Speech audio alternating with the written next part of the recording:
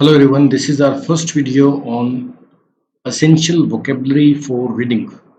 Reading करना is like a mandatory habit. अगर आपका कोई भी एग्जाम है, चाहे वो बैंकिंग सेक्टर का है, चाहे वो आइल्स है, चाहे वो पीटीई है, तो reading is like the backbone of any exam and without reading we can't think of cracking the exam easily.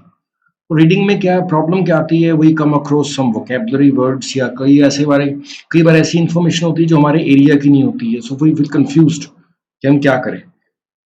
तो इन वीडियो सीरीज का एक ही पर्पज है कि आपको कुछ फेमिलियर किया जा सके बेसिक वोकेबलरी से, जो कि हमारे को कई बार रीडिंग में काम आ जाती है और उससे हमारे रीडिंग स्किल में थोड़ा हेल्प मिलेगी। Okay, so let's start the video, let's start the lecture. देखो, सबसे पहले हम बात करेंगे नेचुरल हैजर्ड्स की। हैजर्ड वर्ड का मतलब होता है खतरा। जो नेचर के हमारी तरफ खतरे हैं उनकी बात हम करेंगे। हैजर्ड वर्ड का मतलब क्या होता है, खतरा कह सकते हैं। देखो, एक तो मैं पढ़ना है कंटिन्यूसली अकरिंग। कंटिन्यूसली का मतलब लगातार, जो लगातार हो रहा है, बार बार हो रहा है, वो कंटिन्यूसली अकरिंग है। क्रॉनिक नेचुरल डिजास्टर, क्रॉनिक शब्द का मतलब लंबे समय से चलता आ रहा है। जो डिजास्टर्स, नेचुरल खतरे लंबे समय से चलते आ रहे हैं, they are called chronic natural disasters.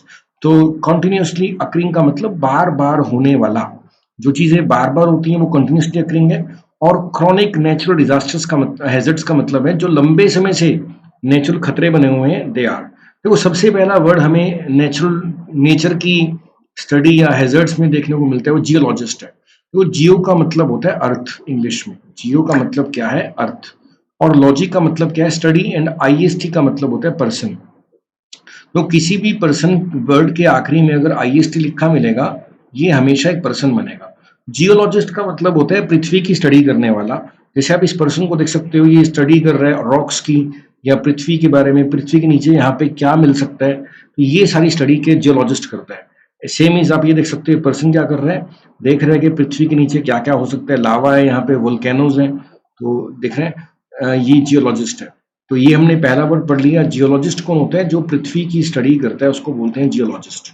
Earthquake का मतलब होता है भूकंप। हिंदी में क्या बोलते हैं, भूकंप। आपने कई बार सुना होगा भूकंप आता है, और भूकंप को नापा जाता है रिक्टर स्केल के ऊपर। भूकंप को नापने का स्केल क्या है, रिक्टर स्केल बोलते हैं, रिक्टर स्केल। देखो, हर चीज को नापने का तरीका है। लाइक हम फीवर को टेम्परेचर में नापते हैं, हीट को डिग्रीज में नापते हैं, ऐसे ही हम अर्थक्वेक को रिक्टर स्केल पे नापते हैं। और सिस्म इंग्लिश में वर्ड है भूकंप की तरंगों का। सिस्म इंडिकेट करता है भूकंप की जो वेव्स होती हैं उनको इंडिकेट करता है। तो सिस्मोलॉजी का मतलब होता है अर्थक्वेक की स्टडी। ये ध्यान रखना, सिस्म का मतलब होता है अर्थक्वेक की वेव्स के लिखा जाता है, लॉजी का मतलब होता है स्टडी। तो अर्थक्वेक की स्टडी को क्या बोलते हैं, सिस्मोलॉजी बोलते हैं। तो ये वो कैब कई बार काम आ सकती है हमारे रीडिंग के अंदर। देखो, आगे हम देखते हैं। देखो, जब अर्थक्वेक आता है तो क्या होता है, बिल्डिंग हिल जाती हैं। देखो, यहाँ पे दिखा रखा है आपको, अर्थक्वेक का सीन दिखा रखा है, बिल्डिंग गिर जाती हैं, रोड्स उखड़ जाती हैं, ठीक है ना। तो देखो, जो मलबा बन जाता है, जैसे बिल्डिंग्स गिरी, मलबा बन जाता है, तो इस मलबे को क्या बोलते हैं, डेब्रिस बोलते हैं। क्या बोलते हैं इंग्लिश में, डेब्रिस बोलते हैं, DEBRIS। और इसके बाद हम आगे चलते हैं। देखो, अर्थक्वेक जहां से स्टार्ट होता है, देखो अर्थक्वेक ना पृथ्वी के नीचे क्या प्लेट्स हैं, ये क्या प्लेट्स दिख रही हैं, प्लेट्स के टकराने के कारण अर्थक्वेक बनता है। और जहां से अर्थक्वेक बनता है, पृथ्वी पे जिस जगह पे अर्थक्वेक का असर देखने को मिलता है, पहला पॉइंट होता है, उसको बोलते हैं एपीसेंटर। उसको क्या बोलते हैं, एपीसेंटर बोलते हैं, ठीक है ना। और जहां पर प्लेट्स टकराती हैं उसको बोलते हैं हाइपोसेंटर। क्या बोलते हैं, हाइपोसेंटर। वोल्केनो, वोल्केनो भी एक नेचुरल हैजर्ड है। तो वोल्केनो आपको पता है, ज्वालामुखी इसको हिंदी में बोलते हैं, तो ये आपके सामने ज्वालामुखी है।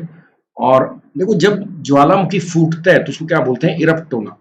इरप्ट शब्द का मतलब होता है फूटना। और मैग्मा, देखो मैग्मा का मतलब क्या है, जब ज्वालामुखी पहाड़ के अंदर है तो उसको क्या बोलते हैं, मैग्मा बोलते हैं। जब पहाड़ के बाहर आ जाता है तो उसको क्या बोलते हैं, लावा बोलते हैं, लावा। लावा एंड मैग्मा दोनों ही ज्वालामुखी को इंडिकेट करते हैं। जब तक ज्वालामुखी देखो अंदर है पृथ्वी के, वो क्या है, मैग्मा है। जब वो ज्वाला फूट कर इरप्ट हुआ और बाहर आ गया, उसको क्या बोलते हैं, लावा बोलते हैं। हरिकेन का मतलब चक्रवात होता है। देखो, चक्र, पानी का चक्र बन जाए, चाहे हवा का चक्र बनते हैं, उसको बोलते हैं हरिकेन बोलते हैं।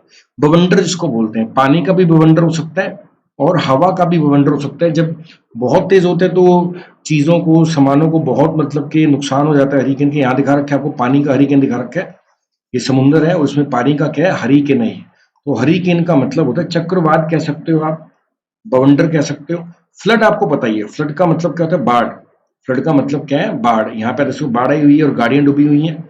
तो जब भी कोई ऐसी नेचुरल हैजर्ड होता है तो पीपल को क्या है, इवैक्यूएट किया जाता है। देखो इंग्लिश भाषा में वैक का मतलब होता है खाली, ये ध्यान रखना, वैक का क्या मतलब होता है, खाली होता है इंग्लिश भाषा में। तो इवैक्यूएट करने का मतलब होता है खाली करना। जैसे पब्लिक फंस गई, कहीं पे नेचुरल हैजर्ड हुआ और वहां पे पब्लिक को क्या किया, इवैक्यूएट किया, यानी कि खाली करवाया गया। और जब ऐसे नेचुरल हैजर्ड्स चलते हैं तो वहां पे रेस्क्यू ऑपरेशंस चलाए जाते हैं। रेस्क्यू का मतलब होता है बचाव।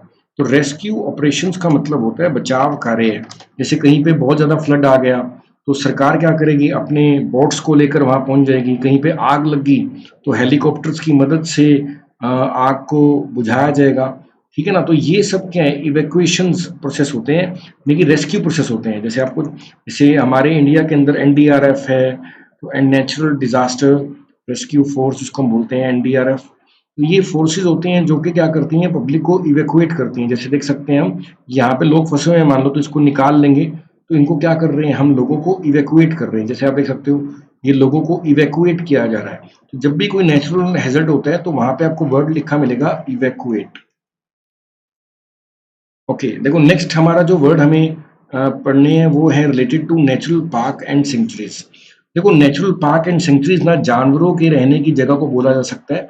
ये गवर्नमेंट के द्वारा मेंटेन होते हैं। जो नेचुरल पार्क्स होते हैं ना, ये भी गवर्नमेंट मेंटेन करती है। जो नेचुरल सेंचुरीज होती हैं ये भी गवर्नमेंट मेंटेन करती है। थोड़ा बहुत डिफरेंस क्या है, नेचुरल पार्क के अंदर क्या सिक्योरिटी वगैरह ज्यादा होती है, लोग वहां पर आ नहीं सकते हैं। लेकिन सेंचुरीज के अंदर लोग घूमने के लिए जा सकते हैं। वो नेचुरल सेंचुरीज होती हैं, वाइल्ड लाइफ सेंचुरीज को बोलते हैं। वाइल्ड लाइफ का मतलब जंगली जानवरों की जगह। तो जहाँ पे वाइल्ड लाइफ सेंचुरी होती है वहां पर लोगों को अलाउड होता है, वहां पे जीप वगैरह के अंदर जा सकते हैं, अपने रिक्रिएशनल एक्टिविटीज यानी कि मनोरंजन के लिए जा सकते हैं। लेकिन नेशनल पार्क में जाने के लिए बहुत सख्त कानून होते हैं, परमिशन होती हैं, ऐसी कोई भी एंटर नहीं कर सकता। जैसे अब देखो, जो पार्क्स होते हैं, नेशनल पार्क्स में ग्रेजिंग, ग्रेजिंग का मतलब चरना, पशुओं का चरना अलाउड नहीं होता। लेकिन वाइल्ड लाइफ सेंचुरी में, कई कई वाइल्ड लाइफ सेंचुरी में ग्रेजिंग को अलाउ किया जाता है। ऐसी पेड़ों का काटना, आग जलाने के लिए पेड़ काटने होते हैं, वुड चाहिए होता है, तो वो पेड़ों का काटना क्या है, cutting of trees not allowed in national parks. But sanctuaries के अंदर क्या है, पेड़ों का काटना कई बार अलाउ कर देते हैं। यानी कि जो वाइल्ड लाइफ सेंचुरीज होती हैं उसमें कानून थोड़े इजी होते हैं, लोग अंदर जा सकते हैं, घूम फिर सकते हैं। लेकिन नेचुरल पार्क में ये सब अलाउड नहीं होता, काफी ज्यादा सख्ती होती है, स्ट्रिक्टनेस काफी होती है। अब देखो कई सारे हमारे सामने वर्ड्स आएंगे जो कि नेचुरल सेंचुरी में काम आने वाले हैं। जैसे देखो यहाँ पे एक वर्ड लिखा हुआ है, यहाँ पे क्या दिखा रखा है कि नेचुरल पार्क की जो सिक्योरिटी है या रूल्स है वो काफी सख्त होते हैं as compare to wildlife sanctuary. देखो यहाँ पे एक बतख दिखा रखी है, बतखों को क्या बोलते हैं, स्वैन्स बोलते हैं इंग्लिश में। तो कई बार ऐसे वर्ड्स आए थे हमें मालूम नहीं होते, रीडिंग करते हुए स्वैन्स क्या है। ऐसे ही देखो, नेक्स्ट हमारा वर्ड है ट्राउट। ट्राउट ये एक फिश है। ट्राउट क्या है, एक फिश का नाम है, आप ये देख सकते हो फिश के लिए है। ओके, नेक्स्ट देखते हैं रेनडियर। देखो डियर तो क्या होता है, हिरन। डियर क्या होता है, हिरन।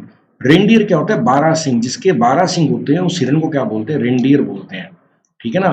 जैसे देखो ये रेनडियर है, ये 12 सिंगा जिसको हिंदी में बोलते हैं, इसको बोलते हैं रेनडियर। इसके स्पेलिंग मिस्टेक भी कई बार इंपॉर्टेंट होते हैं कई बार। और देखो ये क्या, वॉलरस। आप ये देखो इसके 2 दांत निकले हुए हैं, तो ये वॉलरस है, समुद्र में मिलता है ये समुद्र के आसपास के एरिया में या ठंड के इलाके में मिलता है वॉलरस। और ये क्या, सी बर्ड्स हैं। आप देखो समुद्र के आसपास कई बार पक्षी होते हैं बहुत सारे, तो उनको बोलते हैं सी बर्ड्स है ये।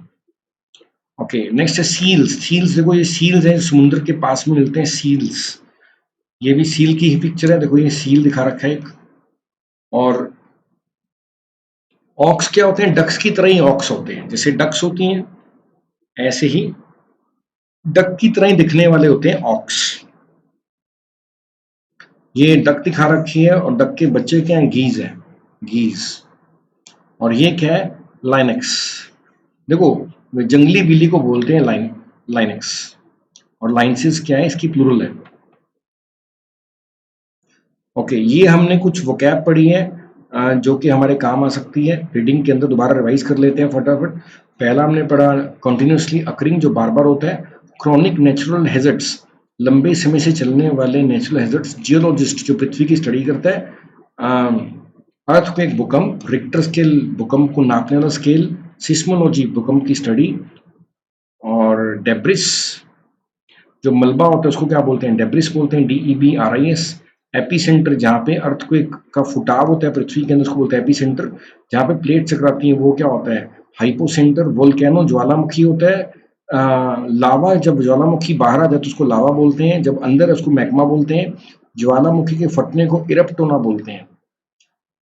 हरिकेन चक्रवात होता है, चाहे पानी का हो चाहे हवा का हो, हरिकेन ही है। फ्लड्स, बाढ़ होती है। और इवैक्यूएट करना, बाहर निकालना, जैसे यहाँ पे लोगों को बाहर निकाल रहे हैं, इवैक्यूएट कर रहे हैं। और नेशनल पार्क्स में शक्ति ज़्यादा होती है, वाइल्ड लाइफ सेंचुरीज में शक्ति कम होती है। यहाँ पे ग्रेज करना यानी कि चरना अलाउड नहीं होता नेशनल पार्क के अंदर, लेकिन कई बार वाइल्ड लाइफ सेंचुरी में ग्रेजिंग अलाउ कर देते हैं। साथ में हमने पढ़ा स्वैन, ट्राउट, रेनडियर, वॉलरस, सी बर्ड्स, सील्स, ऑक्स, गीज, लाइनेक्स, ये सब। आगे हम और ऐसे वर्ड्स करते जाएंगे, रीडिंग के अंदर आपको हेल्प करेगा। इस वीडियो में इतना ही है। Thank you.